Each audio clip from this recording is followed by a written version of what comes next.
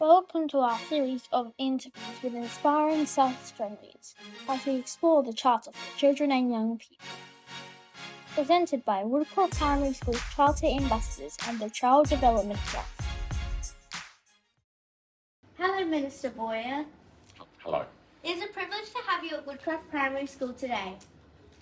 My name is Siri, and I'll be interviewing you today as a representative ambassador for the Child Development Council's Charter.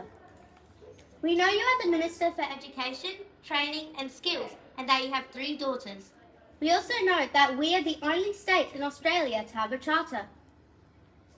How do you think having a charter will help children in schools across SA? It's a good question, Siri, and you are right that we are the only state or territory that has a charter, and I think it is a really good thing.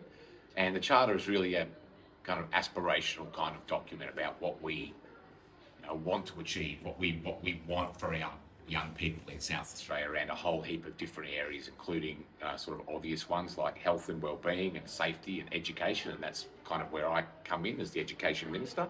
But also one of the things I think that is really good about the Charter, that I think we should do more on and that we haven't done necessarily very well in years gone past, is preparing young people for adulthood in terms of not just giving our students or young people the skills they need to get a job, but giving them the skills they need to be happy and successful adults in terms of being able to do all those things that adults need to do. And when I meet with students, particularly in high school, and talk to them about what are the things that they think went well for their education and what are the things that we need to do more of, they often tell me more around life skills and all the other things that you need to live a happy and successful kind of life outside of work. So I think the Charter is great in the sense that it talks about all those different things which are vital for a young person to be happy and to thrive, but it also talks about preparing for adulthood as well, and that's something that I'm focused on us trying to do a better job around. Do you think other states should have a charter? I do. I do think other states should have a charter for the same reasons that I just pointed out, really. Young people are the same all around Australia, really. It doesn't change that much when you cross from South Australia to Victoria or to Western Australia. You're all dealing with the same challenges, and I would say that I think sometimes adults fall into the trap of saying, the young generation or kids today have it easy.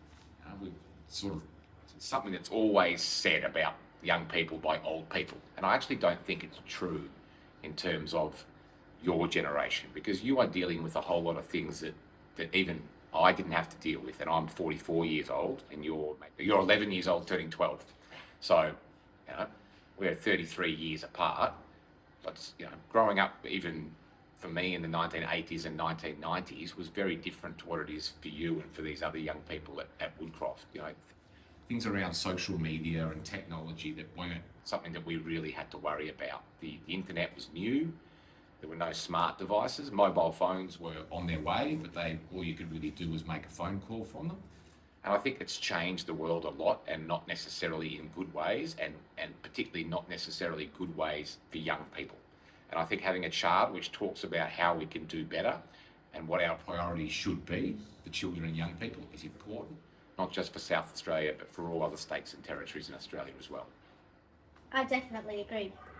Do you see a link between our Department for Education strategy and the Charter? I absolutely do, and mostly around wellbeing.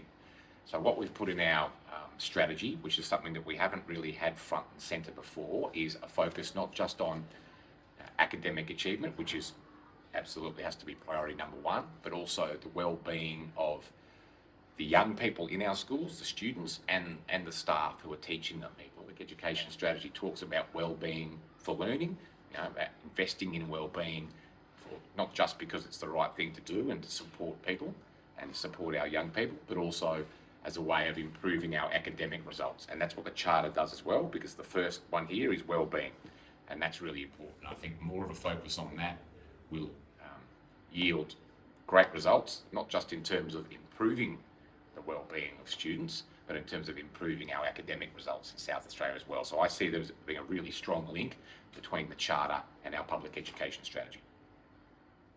Our school values are be responsible, be respectful, and be your best. Do you think schools are providing students the opportunity to learn and be the best they can be? It's good. I like your motto. I think that's a good one. I like having be your best is great, but I think having respect in there is important. And I think it's possibly more important now, given where we're sort of almost at globally. Your question was whether or not we offer enough in terms of opportunities for young people. I think we can always do more. One of the things that I'm really focused on as minister is trying to support our schools to be able to offer their students more experiences outside of school that they wouldn't have if the school couldn't provide it for them. It might be camps or excursions or the kind of things that perhaps a lot of our young people in our schools don't get at home, that are important life experiences to help them grow, discover new things that they might really like, or pursuits, build resilience. I think we need to be doing more of that and better supporting our schools to do more of that as well. So opportunity is really important, not just in terms of learning, but in terms of, like you said earlier, preparing for adulthood, life skills, all those sorts of things. Yeah. What condition from the Charter do you feel most connected to? So they're all pretty relevant: wellbeing, health, safety, education, preparing for adulthood. I think it would be remiss of me not to say education, given I'm the education minister. Obviously that's my job, it's something I feel very privileged to do. But I might actually, at the risk of being controversial, say well-being. I think we are at a time, not just in South Australia, not just around Australia, but globally, where the mental health and well-being of young people has been on the decline for a long time. And there are really serious ramifications for that, not just in terms of how those young people do at school, whether they're successful with their learning, but also outside of school and when they go into adulthood as well.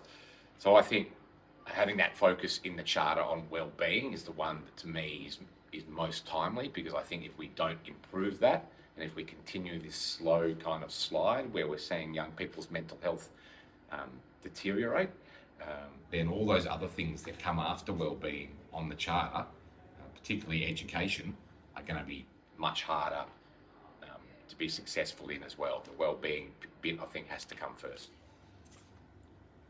Thank you for your time, Minister Boyer. We hope your responses inspire people watching this interview.